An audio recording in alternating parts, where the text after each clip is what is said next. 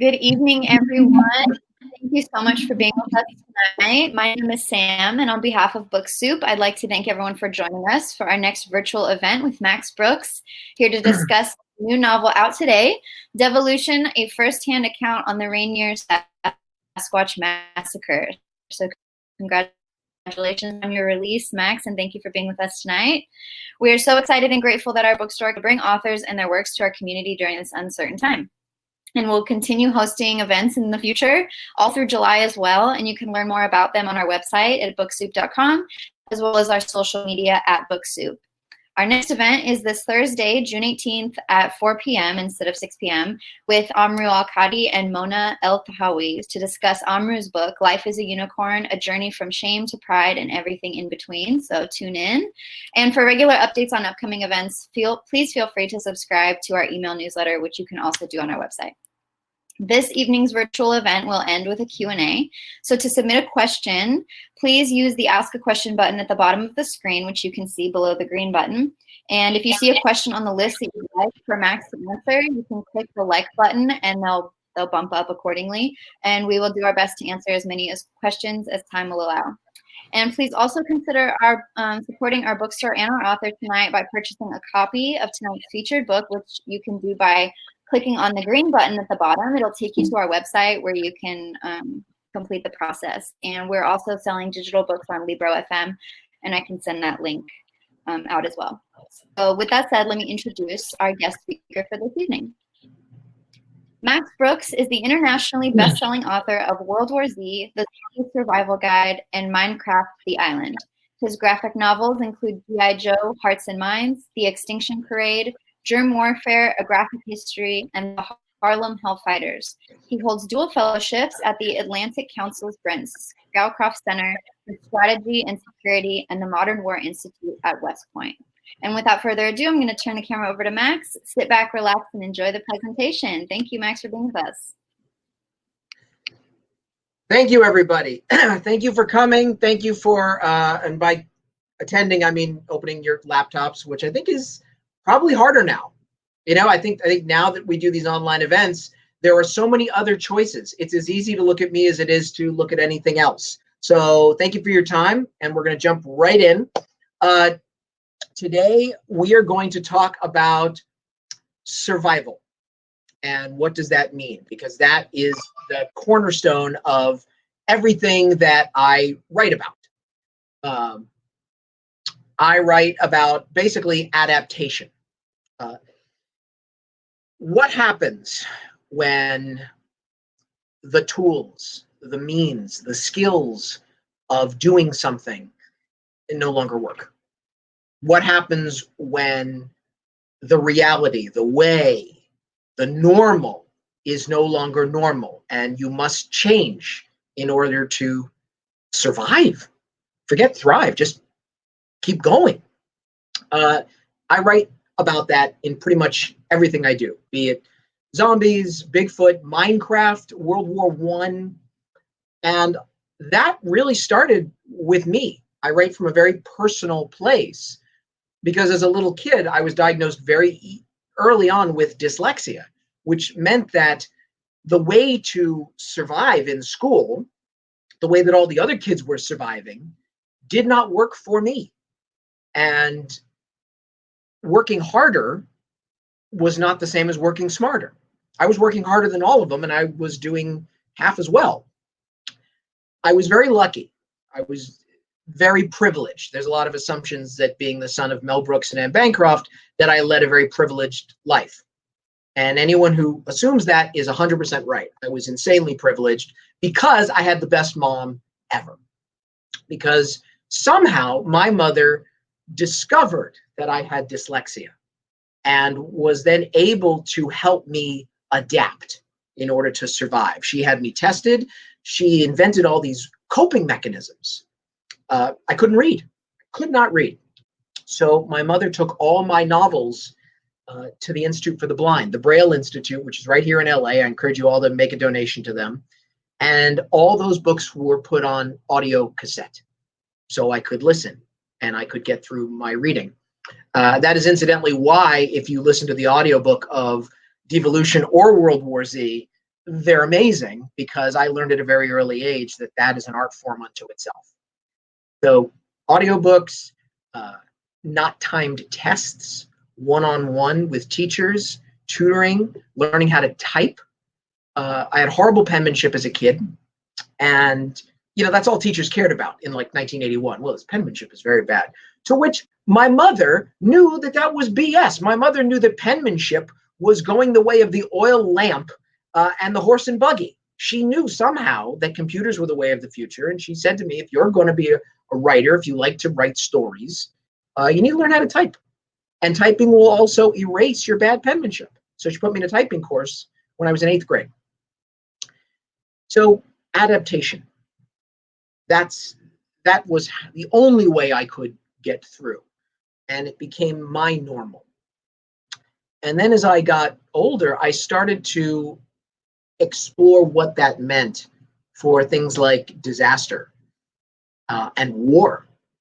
Because anybody who doesn't study warfare, I'll just tell you quickly, warfare is the story of a Darwinian race. Basically, two sides meet each other in a war, and they both have plans, and they both know exactly how it's going to go, and it doesn't go that way. And the winner is the one who can change the quickest and the biggest. That side usually wins. So I studied war, I studied disaster, I started to become observant of the world around me. Because also growing up in Los Angeles in the 1980s, we were always on the precipice of disaster. I don't know if you've seen the movie, read the book, Ready Player One, but in the trailer for the movie, the character says, I wish I'd grown up in the 1980s. When I heard that, my attitude was, what? Because I grew up in the 1980s with crack, with AIDS, with gangs, with the threat of nuclear war, with our inner cities collapsing. So let me tell you, I don't know what 1980s this kid wished he'd grown up in, but it wasn't my 1980s. I grew up watching systems that had been in place since the 1940s fall apart and watching how we adapted in order to dig our way out. So that has always been my fascination. And I started writing about it in my first book, Zombie Survival Guide, which I launched right at Book Soup. And that was a story of adaptation in itself, because I was just coming off Saturday Night Live. Nobody knew who I was. And so our publisher tried to position me as Mel Brooks Jr. and Zombie Survival Guide as a comedy book. And I think you can actually still see it. If you go on Amazon, I think the reviews, the ones that were actually on my side, tried to write about it as an amazing tongue-in-cheek satire. No, Zombie Survival Guide was not a satire. It was not a comedy book. It was really written by a nerd who was really into zombies and was always wondering, well, how would I survive if there really was a zombie attack? What would I really do? And Zombie Survival Guide, in order to make it work, in order to make people come to it and read it and not hate me, because, the horror crowd thought Mel Brooks's brat was taking a giant dump on things they loved, and the comedy crowd thought this book is not funny. So I had to adapt. And just like I had a great mom when I was a kid, I have, and still do, have an amazing wife when I was as a grown-up. And she said, you have to take control of your own marketing. And I did. I went to Fangoria, which is the Better Homes and Gardens for horror nerds like me. And I pitched myself and I said, please, let me talk about me. And I started doing zombie survival lectures. And I talked about it at Book Soup with my first book. And it started to take off. And for my second book, World War Z, I wanted to think bigger, because Zombie Survival Guide was just a disaster preparedness manual. If zombies attack, what do I do? But World War Z was big. World War Z was, how do systems survive? Because as I mentioned before, systems can die the same way individuals can die. 100 years ago, about 100 years ago in 1914, the world had a whole system of how it worked. It was European empires, many of which were ruled by monarchies. And those empires had been in place for hundreds of years, really since 1492. That was 1914. The whole world going in this direction. By 1918, everything had changed. 3 of those empires, Germany, Russia, Austria, Hungary, gone. Monarchies, gone. The 2 remaining empires, Britain and France, massive decline. And a new country was on the rise, the United States. This scrappy little third world country trying to figure itself out was ascending to becoming a world power. At the very same time, a whole new system, communism, had risen from the ashes of Russia. And that became the dominant forces for the rest of the century, even in World War II. So systems can break just like people. And I wanted to explore that because zombies are big, right? A zombie plague is a big plague. It infects the entire world. How would a world survive? How would different countries adapt? How would they feed their people? How would they equip an army? How would different armies fight? You have to change your strategy and your tactics and your tools.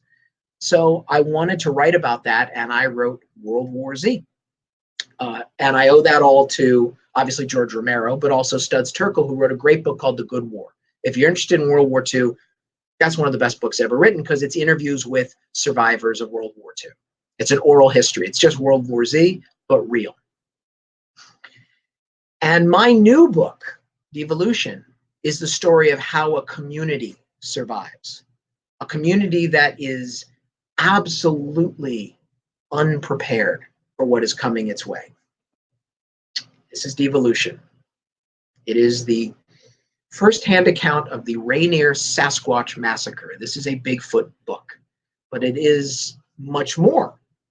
It is, yes, a very bloody, vicious, violent siege with Sasquatch creatures, but it's a story of how systems break down, how a community falls apart and or comes together, how different personalities either rise or fall under strain, and how people can grow outside themselves and become something more than they ever dreamed. And if I were a non-dyslexic author, I would read you from this book. But I ain't going to do that because what I'm not good at is reading from a prepared text, even when I wrote myself. What I have learned to be good at is basically boiling down big stories into a quick synopsis. So if those of you who have not read the book yet, I don't see how you could have, it's only came out today. So I'm going to tell you a little bit about it. And then what I'm going to do is we're going to open the floor to questions because I'm much more interested in to hear what you have to say than what I have to say. So this is Devolution. It begins with the very high-tech, very high-end eco-community of Greenloop, which is nestled in the woods right outside Mount Rainier in the beautiful Cascade Mountains of Washington State. And Greenloop is not some dirty, filthy hippie commune. These are not off-the-grid people. They are the grid. I don't know if anyone's ever heard of something called Levittown. Levittown was this post-World War II suburban community, and it was the model for the suburbs that most of us live in today. Well, this is the new Levittown. This is a very tight group of 6 homes that are all smart homes, and they're all wired to the outside world. And they're solar powered, and they have biogas that turns your poo into methane so you can light a nice fire and you can cook on it. It is technology allowing you to live in harmony with nature. And it's supposedly the model for the Green Revolution because the tech companies, they're jumping on board saying, hey, the Green Revolution's great. How do we achieve this? Through technology and high-end living. So these people, they can get up every day in their beautiful homes and they can telecommute to work. And then they can tap on their phones and have their lunch delivered by drone. And they can essentially have all the comforts of the Upper East Side of Manhattan while living in the heart of the wilderness. And it works until Mount Rainier erupts. And what this eruption has done is not only cut them off, but because the eruption blows in the other direction towards Seattle and Tacoma and causes the greatest natural disaster in American history, These people might be physically safe in Greenloop, but they're cut off, and most importantly, they're forgotten. And winter is coming. And they only have about a week's worth of Amazon grocery deliveries. And these very educated, well-paid, sophisticated, civilized David Sedaris fans do not know how to change a light bulb. And they need to dig in and discover new skills and make new tools if they are going to make it through this really brutal winter. And that is the least of their problems, because the eruption has also driven a pack of very large, very hungry Sasquatch creatures out of their traditional foraging area. And they're hungry too. And they know winter is coming. And this is the time when they need to stock up on calories.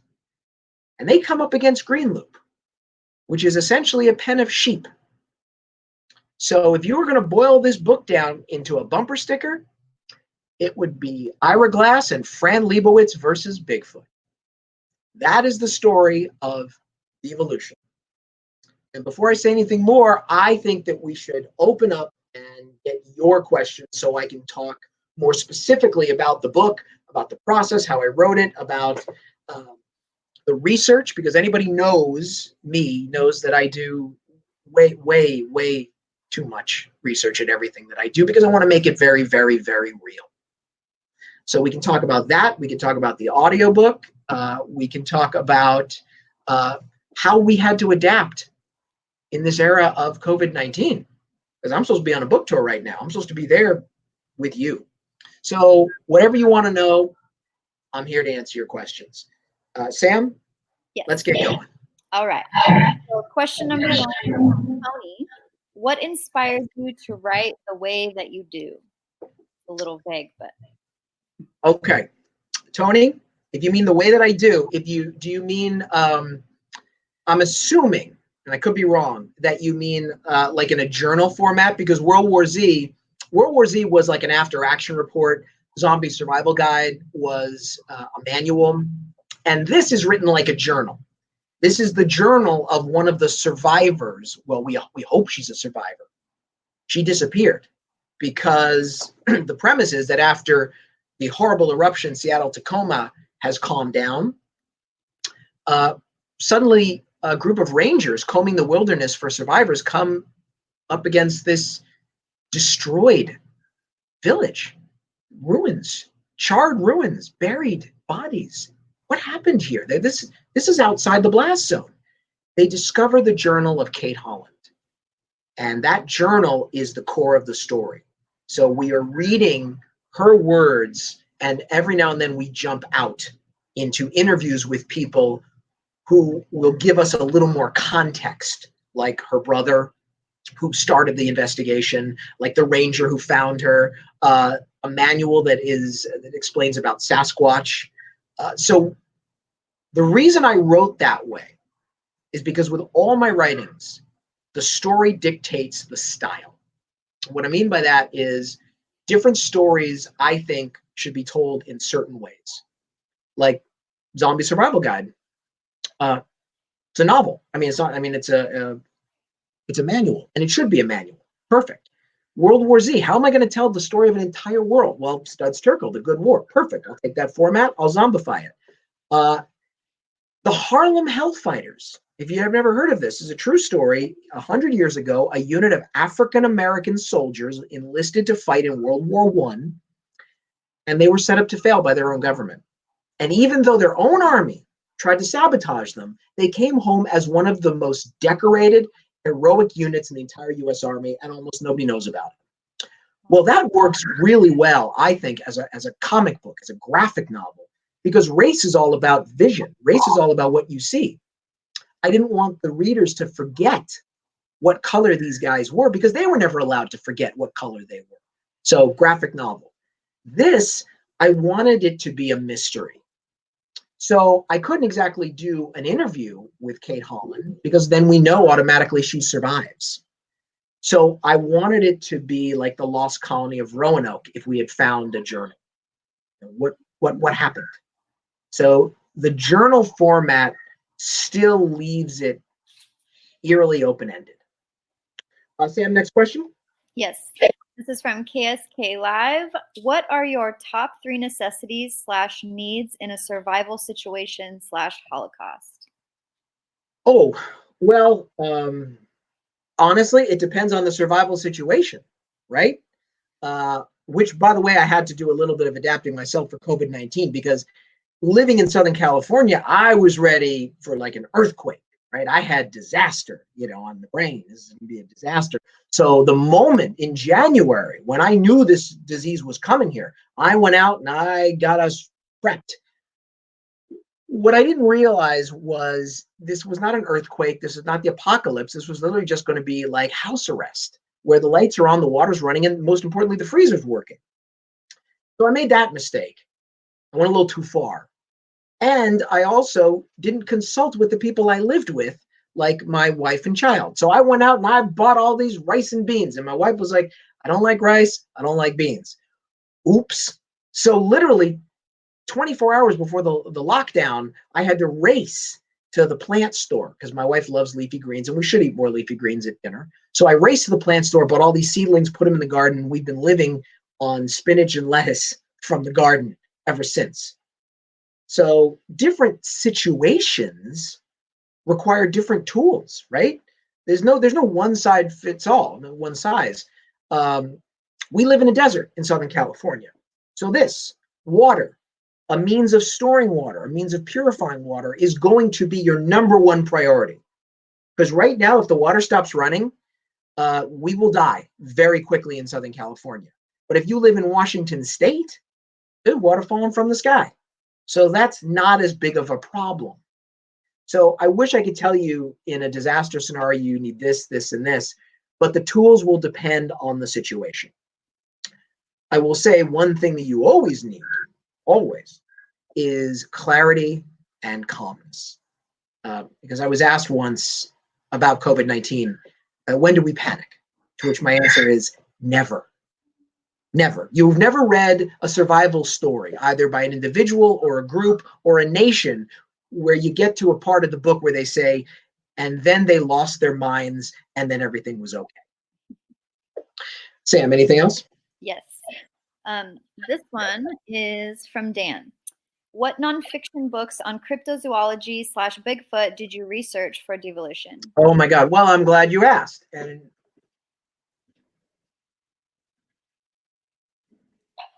these are only half, maybe a third of the books that I had to research. And Dan, that's a really good question because when starting this book, I had to be very clear about what kind of story I wanted to tell. And I didn't want to go too far into the lore. And I know that sounds kind of blasphemous, but the truth is, I didn't want to base my Sasquatch creatures just on, say, eyewitness accounts. Because everything I do is based on a very simple premise. What if the threat were real? So for me, I made the assumption that Sasquatch is not good, it is not evil, it is not one creature, it is not supernatural in any way. Sasquatch is nothing more than a species of great ape living in North America, originally descended from the Asian Gigantopithecus, which was a real hominid. And so in order to do that, a lot of these books are on Sasquatch. We've got Grover Krantz and I've got Jeff Meldrum and I've got even John Green in there, all the good classic stuff. But for every Sasquatch book I read, I must have read 2 or 3 on real primatology because I wanted to base my creatures on real apes.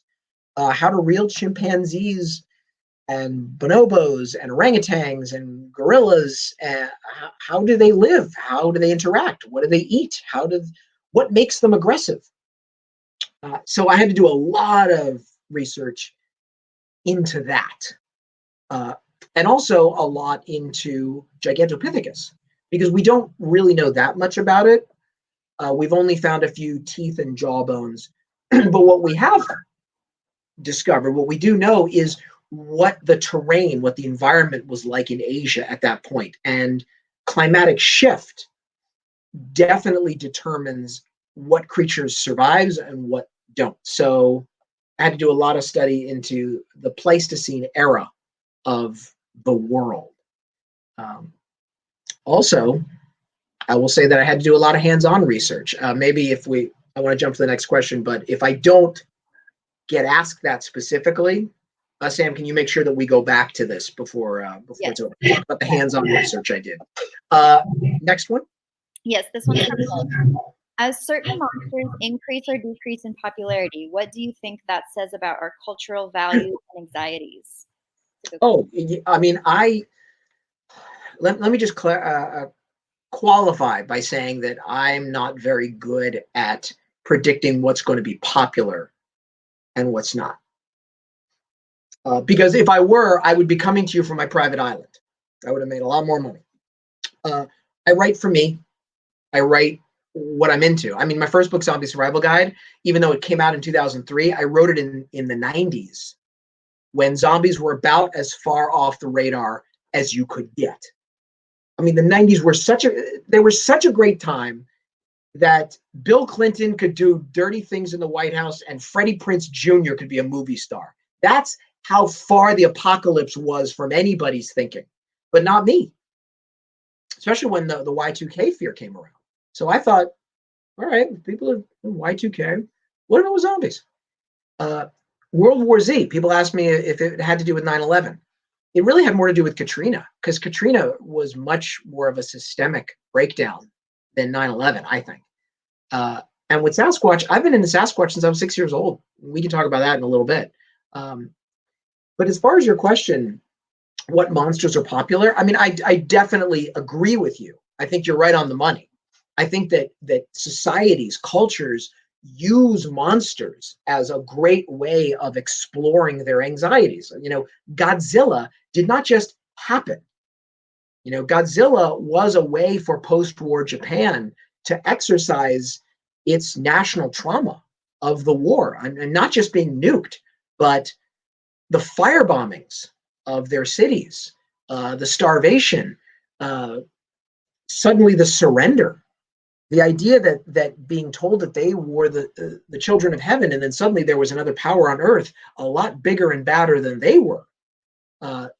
It was a terrible time for them. And instead of confronting it head on, which would have been too painful, they put it into a monster. And that's why it was so successful. Same with us. I mean, you look at the 1950s, it's all about alien invasion, Cold War fears, and also about atomic radiation. Last night, my wife and I showed my son The Incredible Shrinking Woman, which is interesting because The Incredible Shrinking Man in the 1950s, it was all about atomic radiation. Boom, did something, people were terrified of the atom. In the 70s, people started to get scared of commercialism and products and polluting the environment, and realized we were living in a plastic society, and the things we were breathing and drinking and eating were hurting us. And so that movie was a great way of being funny and whimsical, but also really a damning indictment of commercialism without safeguards. I hope that answers your question. Next one, Sam? Yes. So from Patrick, how do you think the various cultures around the world have performed so far with the current pandemic? Is it what you projected in World War Z, or were there surprises? Patrick, if that's you, is that former Colonel Patrick Kirchner, United States Marine Corps? If it is, it is great. Well, Patrick knows a lot more about this than I do, but I will say this. I think some things in World War Z I got way too right, which I'm not really happy about. Some things I got wrong, which are kind of cool. I will say some of the things I got right, obviously China,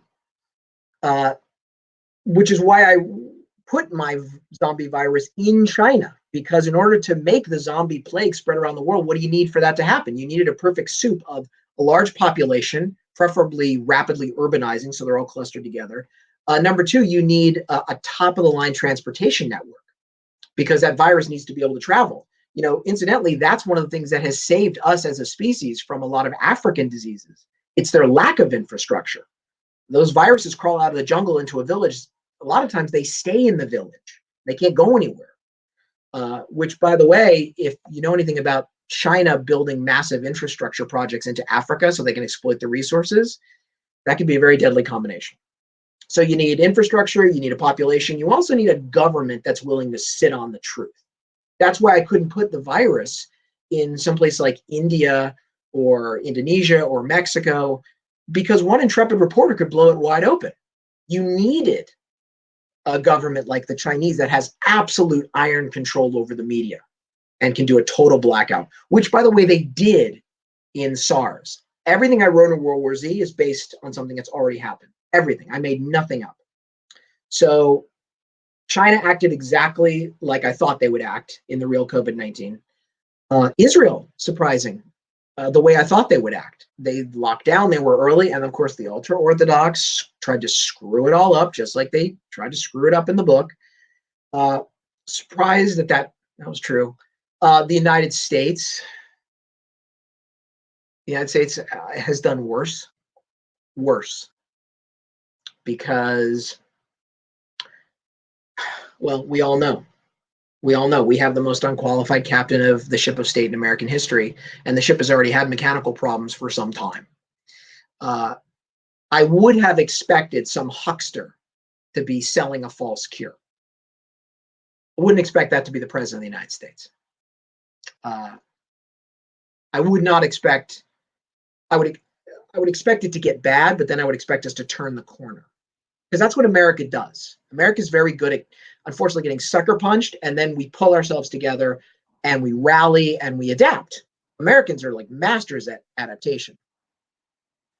But I would not expect it to be as bad as it is right now. I would have thought by now we would have gotten our act together. One thing also that I did get spectacularly wrong in World War Z, which I'm happy about, is Taiwan. Because when I wrote the book, Taiwan and China were having this sort of rapprochement. They were sort of coming together and daily flights and companies. So I thought if that stays on that trend, eventually Taiwan will become the de facto part of China. And that's not happening. Since I wrote the book, relations have cooled. And China is right now the Chinese are rehearsing for an invasion of Taiwan. Right now, in one of their desert bases, they have an entire model of Taipei that they're training with. And the Taiwanese know that. The Taiwanese are ready for them, which is why they've done so much better with this virus than I would have predicted, because they're back to a fortress mentality. They're not letting anybody in. And so they have been magnificent. So that is what I got completely wrong in World War Z. Right. From Anju, because of various showing cracks are breaking down because of COVID, economic downturns, etc., there are parallels between World War Z and now. What's our next step for making it through this from your perspective? Oh, the next step for this? Oh, God. Well, I think it depends on which country. I think some countries are doing much, much better than us. Possibly all of them are doing better than us. I'm not sure. But I will say this. When you hear that we were, and you should all know this, as citizens, anyone who, I know there's some people here who are not from the United States, but Americans, when you hear that we were blindsided, when you hear that I have no way of dealing with this because who could have predicted this, that is an absolute lie. This is the plan. It's called the National Response Framework. It has been in place for many years. It is the master disaster plan that you and I, as taxpayers, have funded, because it's not just a piece of paper. People trained for this. The military, the National Guard, FEMA, local, state, even Native American tribal councils. This disaster plan basically lays out what everyone should be doing, right down to your local sheriff. And I've witnessed personally exercises that would have prepared us for this. So all the tools were ready, but we didn't use them. And hopefully when this is over, there will be a reckoning about why the tools are there, why the trained professionals were waiting, and why we did not do anything about it. Now, the good news is it's not too late. And if this pandemic keeps going, we have this unbelievable gift called democracy. And a hell of a lot of people from Iwo Jima to Alabama have died for this and have suffered for this and have sacrificed. So we can use our democratic rights to turn things around. Because if our leaders don't do anything, we can change our leaders. You know, the Chinese, they're still stuck with Xi Jinping. It doesn't matter. They're passengers. The only innocent people in this whole debacle called COVID-19 are the Chinese people, because they're divorced from their government. They don't have a say. We do. So we have the ability to enact the national response framework. We have the ability to federalize the response. We have the ability to ramp up our industry and produce the tools, the PPEs that we need, the test kits that we need. We can centralize and streamline. We can do this because we have done this. This is not impossible. This is not Godzilla. This is not an asteroid coming for the Earth. We have done this in the past, and we can do it again. David says, I saw you recorded part of the audiobook. What was that like? Oh my God, you want to talk about adaptation? All right, so David, we had to delay by a month, partially because it was not safe to get people in the studio, including me. So what Random House, and God bless them, what they did was they mailed out giant crates, plastic crates. We look like domestic terrorists, crates of sound equipment that all of us in the cast had to set up in home studios. So I had to set up my little Harry Potter studio under my stairs. And then because of technology, I could hook up the computer and the audio engineer could literally walk me through the process of setting it up. And then she could take control of the recording process. So I had to put the computer outside my little nook because the fan could be heard. And I put on the cans, and her name was Oki, and she was like, all right, here we go. And she took control of it. She's like, you're ready to go. Boom, ready. And then I had to record over a couple of days. And it was really hot because let me tell you, my little studio might have looked like Harry Potter, but for me, it was more out of a scene from Das Boot. That was what the process was like.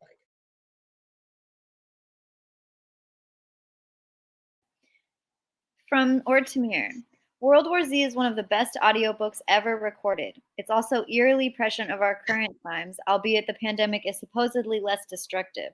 Or is it? That's a really good question, because I'll say this about pandemics, and this goes directly to the big question of why I prefer slow zombies over fast zombies. What makes a pandemic successful? And I've talked about other things that it needs to grow, but I'm talking about the disease itself. What makes a successful disease? Well, I can tell you one important thing all successful plagues need, especially now. Now when we have vaccines and qualified doctors and telecommunications, how does a disease get under our radar? It has to lull us into a false sense of security. It has to divide us. You know how we talk about politicians and pundits trying to divide us? Diseases can do that too. If a disease can make you think, well, I'm not going to get it. I'm all right. I'm fine. That's not going to be me. That's going to be somebody else. Whatever. That's a successful disease because it can slip right under not our physical defenses, but our mental defenses, our ego defenses, lull us into a false sense of security. And then it's too late.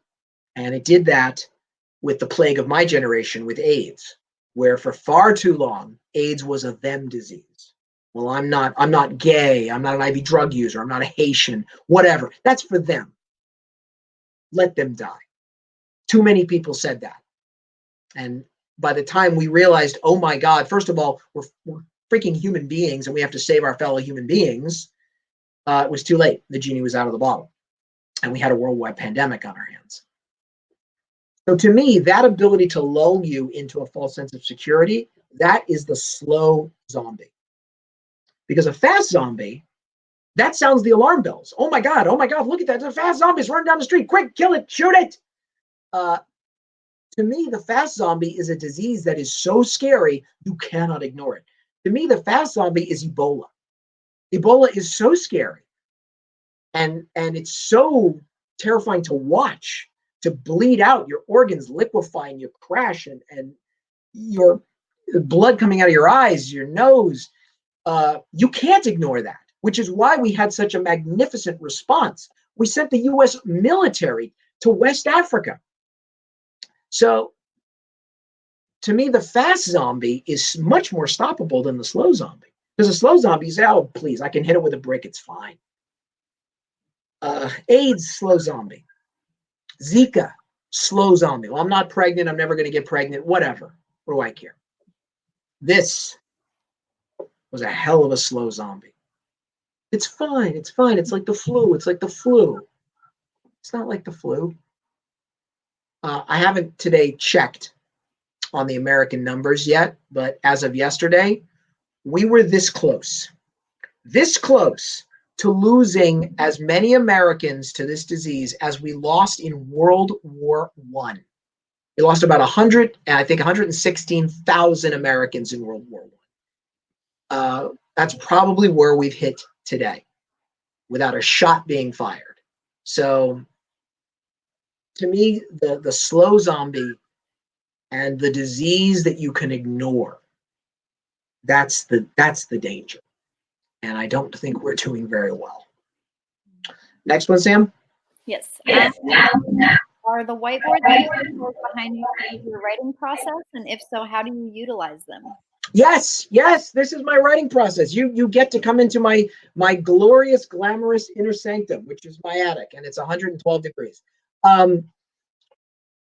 Because I'm very dyslexic, and I probably have ADD, probably ADHD with a big H, but in the 80s they didn't diagnose that. They just called you a spaz.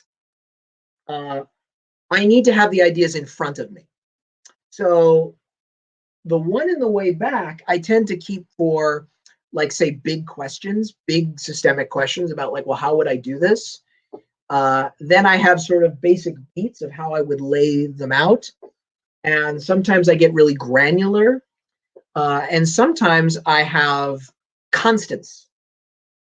Like when I was writing, you can't see it from here, but when I was writing Devolution, there were certain constants that I had to have. Like one of them was a map that I drew of Greenloop, and that would help me orient my characters. So I turn right to go to this person's house, left to this person's house. If I'm seeing the sunrise, where's the sun rising, setting, where's the, orienting. Also, in Devolution, our characters are trying to survive by building a garden in their garage, and they don't even have any seeds, so they're having to scrounge through their kitchens to, like, oh, maybe I got a handful of dried beans I never ate. Maybe I can get into a tomato and get the seeds out. But plants need time to grow, and plants all have a schedule. So before I did anything, I had to grow these plants, and then I had to keep a journal, a diary of when plants grew and what would sprout by certain days. That was always in front of me right here. So that way, when I was writing, I could be like, oh, wait a minute, that wouldn't have happened yet. So certain constants are always there. And then for the ones that are not constant, for chapters or for scenes, the whiteboard is great because what I'll do is I'll write it all out. And then if I'm done, just in case I screwed up and forgot something, before I erase it, I take a screenshot of it. So I'll always have it. And then I'll erase it. So the whiteboards for me are very, very important. Next question, Sam. Yes. Ariel asks, how do you balance verified research and artistic creativity in your writing? That's a good question. For me, there's two types of research. One of them is cosmetic research, the kind of research where, like, it really doesn't matter what a Soviet era battle tank from the 1970s is actually called. I can go back and I can just look at it later. What I do when I'm writing, when I was writing World War Z, I would just put some X's. That wasn't important. But did that tank have what's called an overpressure system? It means, is it gas proof when poison gas is settling around it? does it have the kind of pressure that would blow the gas out instead of sucking it in?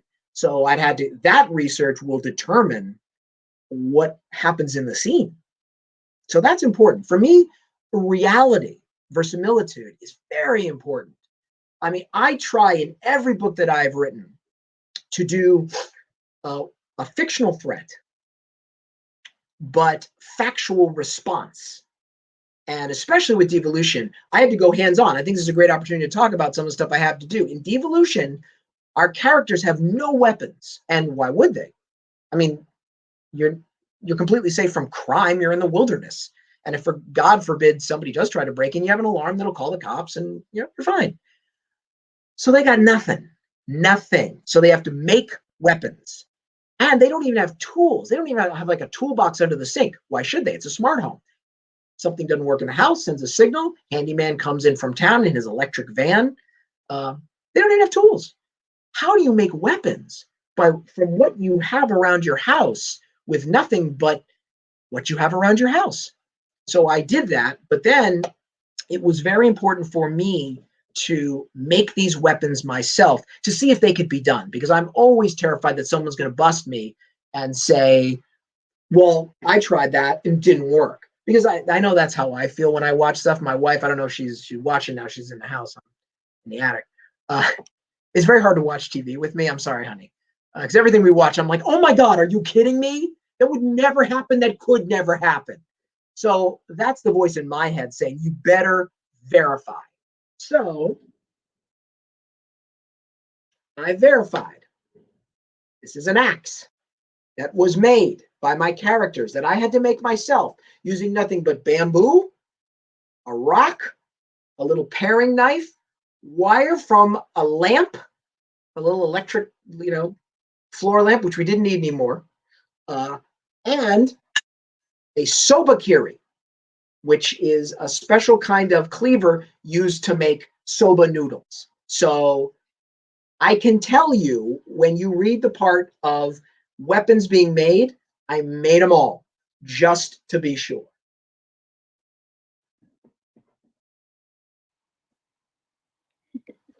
Next question. Next question, Sam. All right.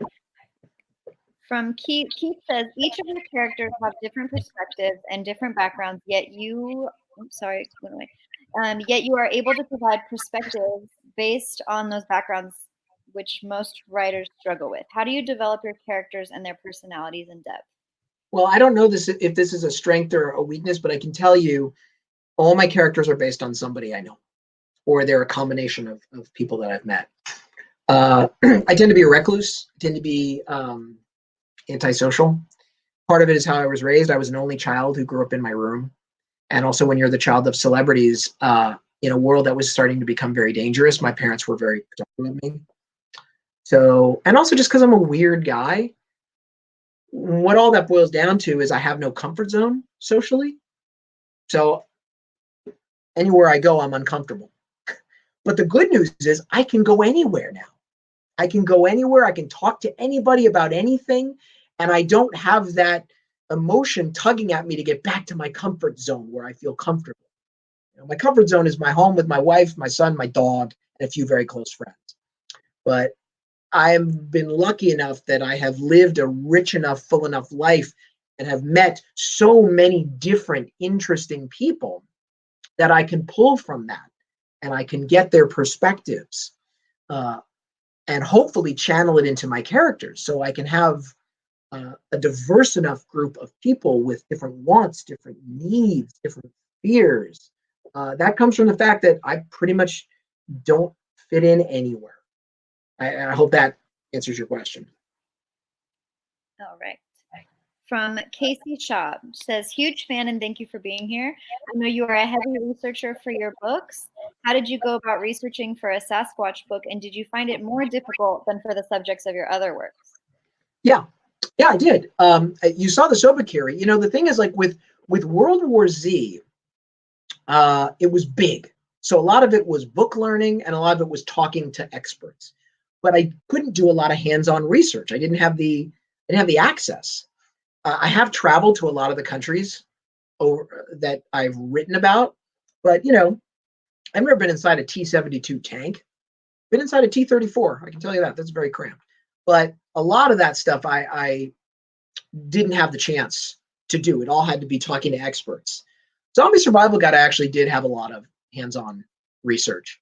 But for this one, I'm older and I'm more demanding of myself. So I really, really challenged myself to get this as realistic as possible. So studying the ape part, I told you, was either books or observing them or from the experts.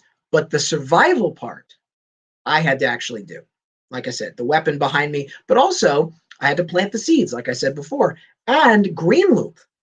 I downloaded 3D satellite imagery based on the United States Geologic Survey of where the Mount Rainier eruption would be. That was my guide. That map of where the eruption would go determined where I put Greenloop. And once I found a place that looked good, I then had to go there. Because that was very important for me to test one basic theory.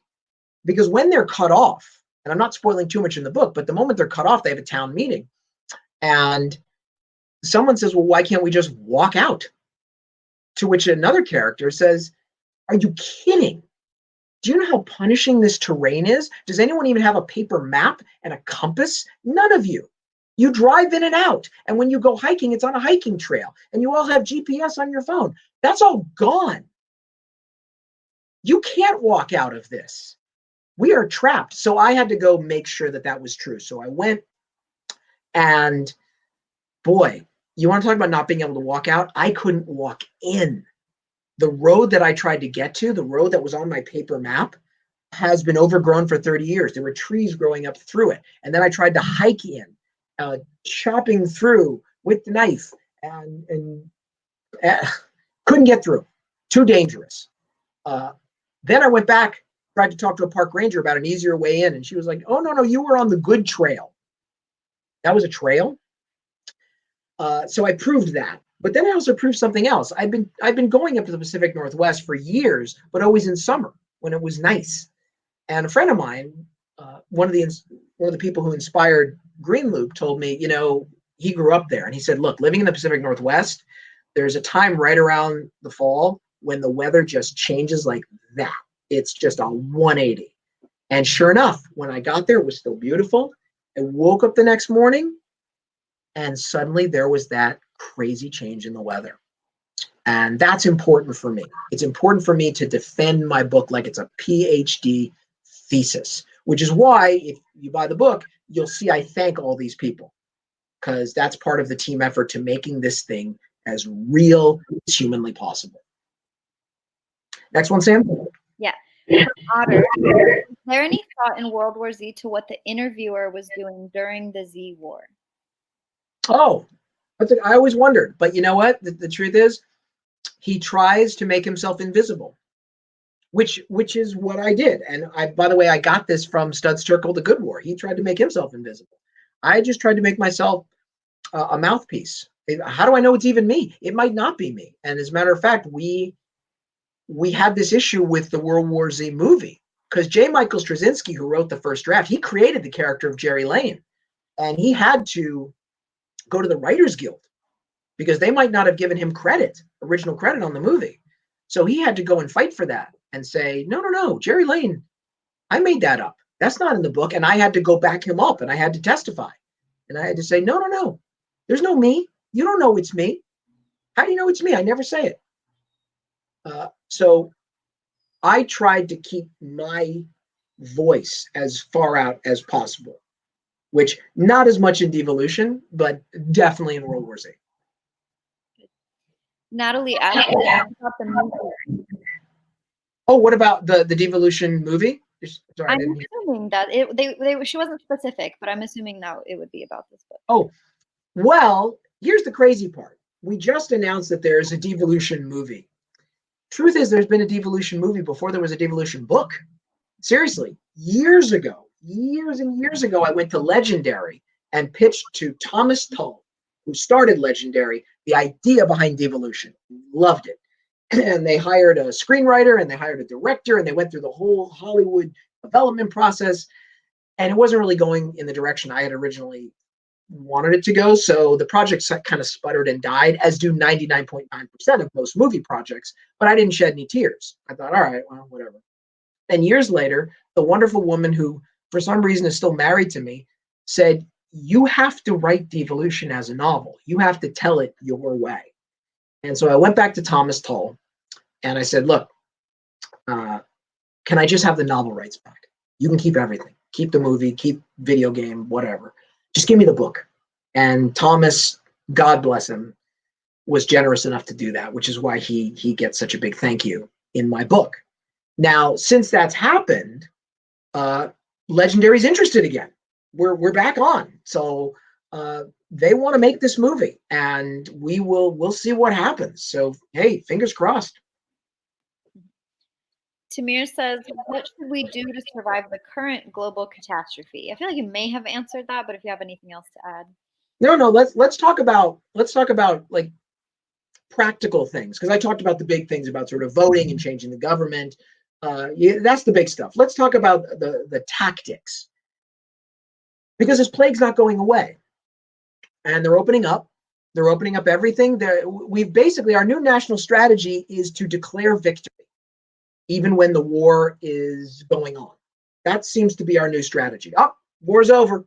It's like we fought the Battle of the Coral Sea against Japan, and there was like 3 years left, but we declared victory. No. The virus is still here, and it's getting worse. You see spikes all over the country right now, because even businesses that are promising to do social distancing, they're not doing it because there's no enforcement mechanism. There's no Department of Health. It's not like they said, listen, we're going to open up all the restaurants and the bars, and FEMA or the CDC is going to check you and put a scorecard in your window the same way they do in California, whether it's safe to eat at a restaurant. They're not doing that. There's no enforcement mechanism at all. So it is really dangerous out there, people. You've got to be safe. At this point, I would avoid unnecessary crowds. If I were in public, I would wear a mask always. I would go back to carrying hand sanitizer. When you touch a surface, it is on your hands. Don't worry about the gloves. I mean, here's the thing about gloves. The virus can't get through your skin, all right? The problem with your hands is that they are a conduit to your face.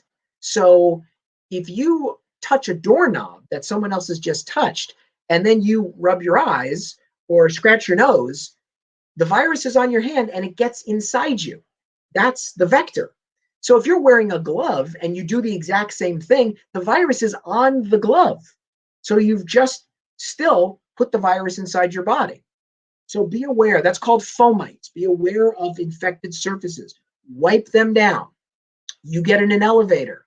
If it's a crowded elevator, do not get in it. There will be another elevator. If you touch a surface, either wipe it before or wipe it afterwards. Wipe your hands. Always be Purelling. You get home, you wash your hands. My wife and I, we get food delivered and we disinfect it.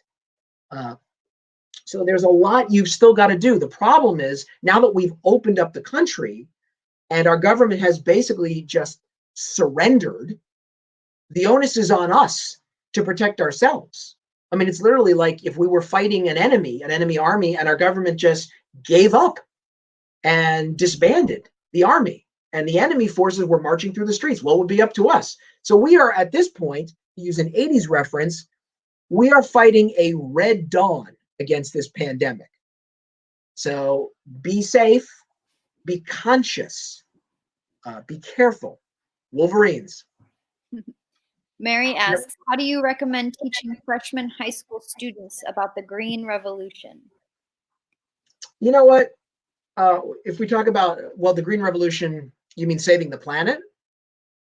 I think we need to be conscious about what we can do and not scare the hell out of them. See, this is the problem, is that I know that a lot of teachers are trying to educate our kids about the Green Revolution and about the environmental catastrophes that are here. And they don't want kids to just be lackadaisical. But if you scare someone, by the way, you might turn some of them off because they'll be so scared they don't want to hear about it. Or if you hyperbolize, if you make it too dangerous and you don't stick to the facts, then you're a liar and you blow it and you've cried wolf. And that same thing happened to me when I was a kid, when our wonderful liberal hippie teachers were trying to teach us about fossil fuels. And they were saying, oh, well, fossil fuels are going to be gone by the end of the century. But no, don't lie. Tell us the facts, because there's plenty of facts about environmental pollution and about oil dependence on the Middle East. There's enough truth there to make your argument without having to exaggerate. I mean, this is the problem. You saw it. There was a movie. I'm not going to say what it is. But there was a movie that came out in the early 2000s where they were trying to talk about global warming, but they made it so severe and so doofy that Jake Gyllenhaal is literally running down a hallway being chased by the Ice Age. Well, that was so silly and dumb that South Park made fun of it. And I think it did damage to the environmental movement. So you want to be clear. And most importantly, you want to be hopeful. You want to tell kids hopeful stories. I tell my son this all the time. I say, Henry, yeah, you've got a lot of environmental challenges. You do. We all do. But let me tell you, when I was your age, living in Southern California, you could not breathe the air. We had smog alerts. You could not swim in the water. We had sewage spills. You couldn't eat the food. There was no Whole Foods. There was one health food store called Mrs. Gooch's. That was it. So we did what we had to do, and we fought the good fight, or rather our parents did, and made it a safer city to live in. And if we can do that, we can make it a safer, cleaner planet to live in. So be truthful and be hopeful. That's my message for educating kids in high school. That was great. Jackson asks, I'm a journalist and I'm interested in how you conduct interviews with experts for Devolution and World War Z. Do you use direct quotes from sources such as scientists or law enforcement in your books? And how do you decide which sources are necessary for your research? Well, I go and interview a bunch of people, and sometimes I don't use them. Or sometimes their knowledge tilts me in another direction. In the thank you, you'll see a thank you to Rachel and Adam Teller. I went to college with Rachel, and she married this guy, Adam. He's a glass blower. That's his hobby. And I asked him about, different glass blowing tools. And when he showed them to me, I realized they could be weapons, and this was way too easy. So I had to go in a different direction. But he still gets a thank you because I never would have gone in that, I think, more interesting direction of 3D printing glass had he not inspired me. Sometimes the interviews that I do shape the book. Like I interviewed a lot of scientists for the USGS. Now, I should be very clear.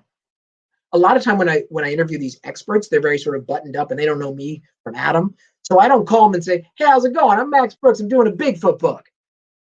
No, because that might turn a lot of them off. So initially I just say, listen, I'm a novelist. I'm writing a fictional story, but it's based around the very real eruption of Mount Rainier. Could you walk me through how this eruption would happen? And then if I use their knowledge, I go back and I give them a big thank you in the book. So that's how I do it. Sometimes it's just a quote. Like you'll discover a radio call from a soldier when they come under fire from a sniper. Well, that's my friend Major John Spencer, U.S. Army. And I just said, hey, in war language, how would I say this? So some people I can be clear, but also I don't really tell anybody what I'm writing about until it's done. Partially, it's my superstition. It's like my wife, and then once I've made the book deal, my agent and my publisher, my editor. But I keep it very tight until it's ready for public consumption. Next question, Sam. Yeah. From Hallie, favorite fact or thing you learned researching devolution? I'm sorry, can you repeat that? Oh, yes. So Hallie's wondering if you have a favorite fact or something that you learned researching devolution. Oh, yeah. Oh, my God. Researching apes, I thought was so fascinating because I knew chimpanzees were violent, and I had seen them tear apart a monkey in a documentary, but I had never seen them. I didn't know that they actually went to war. I didn't know that all apes eat meat. I mean, I thought like, I've always heard gorillas are fruit eaters and veggie eaters, and then they are, they definitely are. But I thought if they ate a piece of meat, they would throw it up. I thought they couldn't digest it. No, the truth is apes are always omnivorous, but it's always a percentage of fruits and veggies versus meat. Like chimps, they eat fruits and veggies, but wow, do they love meat. I mean, reading Jane Goodall about how they love the blood and they'll lick it off the leaves, and how they use the meat as currency. Whoever has the meat can give it out. They're the alpha. Studying the apes really gave me a sense of who we are, and really a sense of my God, no wonder we share so much of our DNA with these creatures. Look what we were able to do with just a little bit more intelligence. Look at what that violence that we were able to channel with our ability to evolve. Yikes. So yeah, I think primatology was very fascinating. That's amazing. From Pam, how did you learn of the Harlem Hellfighters, and why did you want to tell that important historical story? Oh God, Harlem Hellfighters, I have been interested in. I was 11 years old.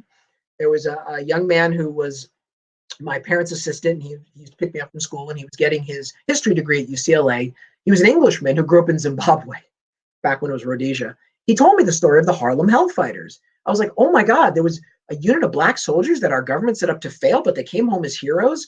And I thought, well, there's going to be a movie about this any day. And I waited, and then Glory came out. And I'm like, well, the Harlem Hellfighters is next, right? Glory was a big hit. There we go. Nope. Then the PC 90s came along, where you suddenly had, it was all about being woke, proto-woked. And I thought, well, now's the time. Now's the time. We got In Living Color. We got House of Buggin'. We got All American Girl. We got Culture Clash. Harlem Hellfighters. Boom. Didn't happen. So I thought, I'm going to tell this story. I'm going to write it. And I wrote it as a movie script in the 90s. And I shopped it around. Nobody wanted it, because back then Hollywood was only interested in Jason Biggs having sex with an apple pie. That was the standard of the great Pax Americana. Our victory in the Cold War was American Pie. Nobody wanted it, and I got really discouraged. And then LeVar Burton consented to meet with me and said, don't give up, because there's a lot of Harlem Hellfighters scripts going around, and yours comes closest to the truth. So as a dyslexic kid, when Commander LaForge tells you you've done your homework, you're like, so I stuck with it. And then when I got into writing comics, I thought, great, here's a visual medium that doesn't have to depend on the budget of Hollywood. Because I think it's an important story. We can't just talk about the horrible racism that happened. We have to talk about the triumphs as well as the tragedies. We need to celebrate these victors, these heroes, because these are stories that inspire. And if the ultimate goal of the American experiment is us all to live together as equals, then we need to celebrate our accomplishments equally. And as a historian, as someone who studied history in college and loves history and is passionate about it, it infuriates me when other people's stories are left out, because that doesn't give them a sense of ownership. This country belongs to all of us, and we need to own it. And the way for us all to own this country is to study the victories of our ancestors that were, in some cases, intentionally buried. We need to talk about the Nisei 442nd Infantry Regiment in World War II that were all Japanese Americans. We need to talk about the Native American Code Talkers right here in World War I, as well as World War II. Choctaw Code Talkers in World War I. We need to talk about the Chinese American and the Lost Battalion, and about the women test pilots in World War II. There's nothing more dangerous. Women pilots, a lot of whom were killed in crashes. Chicanos and Mexicanos. We were all there. Everybody was there from day one, and everybody helped build this country. So we need to tell these stories, not just with a wagging finger, but with applauding hands. That's great. Karen asks, would you be willing to run for public office? You're the first person I've heard from that is so informed and care for their fellow man. My wife and I, for the sake of our marriage, I'm not. She's like, no, you're not. And the truth is, I probably wouldn't work anyway. I probably wouldn't be a good politician because I can't read from a prepared speech that they're always updating right before you go on stage. I'd have to speak off the cuff or teleprompter. And as my wife will tell you, I have no patience for meetings. But I will say this. The good people are out there, and I've seen them. I've seen them because I don't know if you know this, but I'm part of 2 think tanks. The Brent Scowcroft Center for Strategy and Security from the Atlantic Council and the Modern War Institute at West Point, strictly military. So I've been to the deep state, and I've seen some amazing human beings who are passionate and who care and who have the kind of values that we all need. And I think that if we as voters rewarded those people, if we stood up and cheered loud and proud for the people who are trying to make a difference and are having to work within a difficult system, I think more people would get into public office. And I'm not just talking about the right wing, the crazy right wingers and Fox News and Limbaugh. I'm talking about our side, the left. I'm sorry, but the cancel culture has to go. The purity tests have to go. Because nobody's going to want to run for office. Nobody's going to want to lead if they are viciously attacked for not being a saint from the day they were born. We have to be forgiving and we have to be accepting of human flaws because we're all human. And if we did that, if we praised flawed human beings trying to be better than themselves to make America better than it was, we would get a better crop across the board in both political parties of the kind of leaders that we need. Great. So we have 2 more questions. So I don't know if you want to do the 2 or you want to wrap it up. No, it's fine. I mean, I don't have to go home. All right. We'll do these last 2 and then thank you, everyone. Okay. So, from Sherry, she says, do you have any thoughts on the generational differences in which people are responding to COVID, and do you explore any of that in your writing? Oh, yeah. I mean, I'm sorry. Could you just ask the question again because you were cutting out? Okay. Do you have any thoughts on the generational differences in which people are responding to COVID, and do you explore that in your writing? Yeah, I mean, I've been exploring it not bad. I haven't written, obviously, another novel since this has come out. But I will say this. I think one of the reasons COVID is so bad, I think one of the reasons the ship of state is so rusted and broken down is generational. It's exactly generational because we've lost too many of the generation that didn't grow up with any of the things that we all take for granted. I mean, even America's old people right now, even the average senior citizen in America is a baby boomer who grew up with vaccines and running water and television and a good car and the promise of a job. Those things had to be fought for. And it's easy when you grow up with them to take it for granted. And I think the reason that COVID-19 is hitting us so hard is because people don't have a muscle memory anymore. What I mean by muscle memory is you can understand something intellectually, but you don't get it in your gut until you've actually lived it. The greatest generation, my father and mother's generation, they grew up before these vaccines. My father's father, Maximilian, who I get my name from, died of tuberculosis at the age of 30. My mentor, I won't say his name, he's a very famous writer, director, actor, taught me how to write. He had polio as a kid. So when you hear about a disease coming, you respond violently and viciously from the gut. And there's not enough of those people left. So I think that is a generational problem. You can't just blame millennials and post-millennials. It's all of us because we grew up taking things for granted. I think that is a huge problem. And I'm praying to God that it doesn't have to get so much worse before we take this seriously. Because when there's a vaccine, how many Americans are not going to trust it?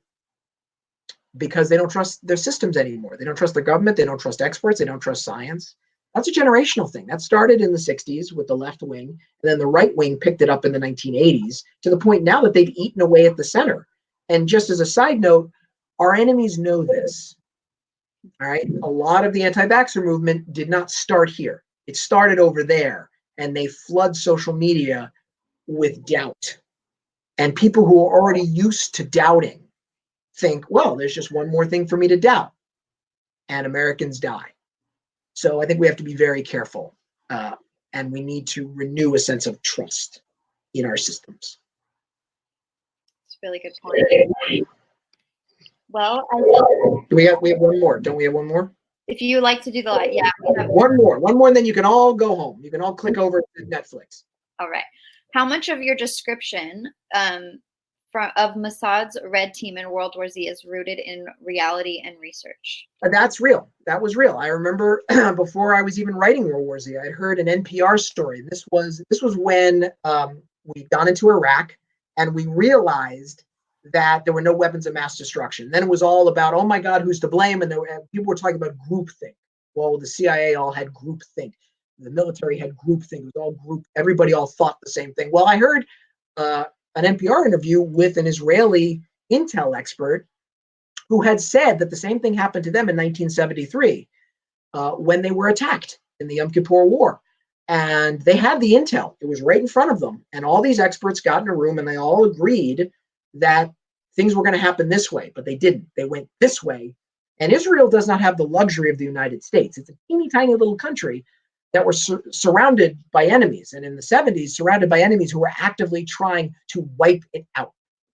So this intel expert was explaining that the notion of argument and playing devil's advocate and trying to challenge groupthink was baked into the system of Israeli intel analysis. So that all came from something real because, like I said, the Israelis, they have a siege mentality because they don't have our luxury of two oceans and massive amount of land. They make one mistake in a war, they're gone.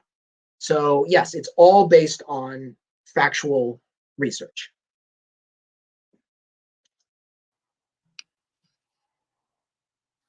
Awesome. Well, thank you everyone for joining us. Thank you, Max. It was amazing to have you. This was a wonderful conversation with everyone. It was amazing.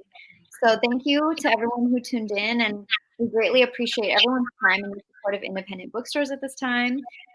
Please consider purchasing Devolution at the green button below. We have a limited amount of signed copies, so get yours before they are gone. And if you like regular updates on our upcoming events, make sure to follow us here on Crowdcast, subscribe to our newsletter, follow us on social media. Max, I don't know if you can see the comments, but everyone is saying thank you so much and sending their applause virtually. Thank you, everybody, and please always patronize Book Soup. They're a wonderful bookstore. I've been, like I said, I launched my first book there, and God willing, I'll launch my last. So thank you, everybody. Yeah.